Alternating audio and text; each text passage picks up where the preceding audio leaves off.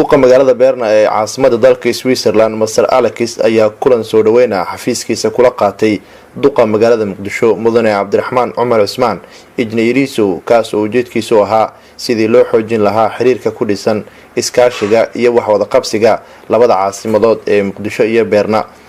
kulanka labada mas'uul oo waqti dheer qaatay ayaa isku afgartay in la hormariyo qorshayaasha ay ka wada hadleen dowladda hoose ee Muqdisho iyo dowladda hoose ee Berna.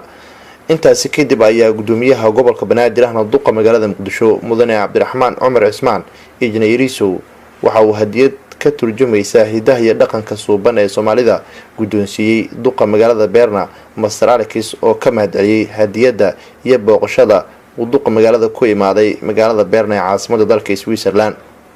Bürgermeister Osman von Mogadischu in Bern. Es ist ein großes Vergnügen für uns, dass Bürgermeister Osman einen Besuch macht in Bern. Wir haben uns viel ausgetauscht, wir haben verglichen unsere beiden Städte, wir haben über eine Zusammenarbeit der Städte gesprochen.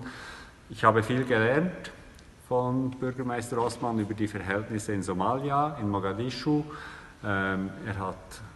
uns erklären können, dass es eine positive Entwicklung gibt in Somalia, in Mogadischu, dass der Terrorismus überwunden werden kann und dass sich die Verhältnisse normalisieren in Richtung einer zivilisierten, demokratischen Gesellschaft, was uns sehr duqa magaalada Muqdisho mudane Cabdiraxmaan Cumar Cismaan injineeriisu ayaa faahfaahiyay waxyaabaha ay ka wada hadleen isaga iyo duqa caasimada Switzerland ee Berna. waxaan aad ugu faraxsanahay in duqa magaalada Bern ee caasimada dalka Switzerland uu nagu soo dhaweeyay xafiiskiisa oo aan marti u ahayn runtiina aad uga mahadcelinayno sida uu noo soo dhaweeyay isla markaana warbixin ka siinay xaaladda Muqdisho iyo horumarka aan sameynayno maalin walba waxaanan ku heshiinay in labada caasimadood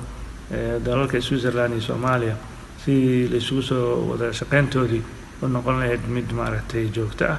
isla markaana aan ka wada shaqeyn doono arrimo badan waxaan ku casuunay magaalada Muqdisho isagana naga aqbalay inuu imaan doono marka runtii aad iyo aad ugu faraxsanahay la kulanka duqa magaalada sida cajiibka ah oo heerka sare oo runtii noogu soo dhaweeyay magaalada dalkan Switzerland ee Bern oo mahadsantahay. Nuur Saciid Taliil warbaahinta qaranka Soomaaliyeed magaalada Muqdisho.